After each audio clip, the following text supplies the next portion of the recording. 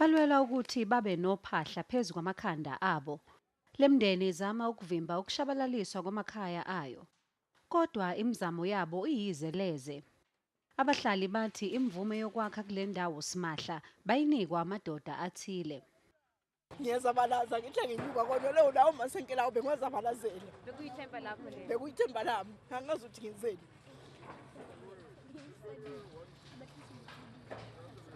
The more we live here, the less the crimes will be, you see. So I don't think it's going to be a problem if we stay here.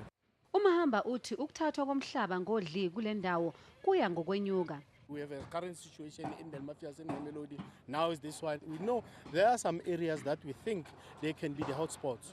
Protecting those hotspots. Undunankulu waseGauteng uthi uhulumeni angeke awumele lo mkhuba. We're not going to tolerate any land invasion. We can't celebrate anarchy because that's what they are doing there is anarchy. That cannot be done in a democracy. Amaphoyisa sebaqaphe ngelokhozi labahlali ukuthi baqoqe konke ngokwabo, kodwa bathi lokhu akusikho kokugcina.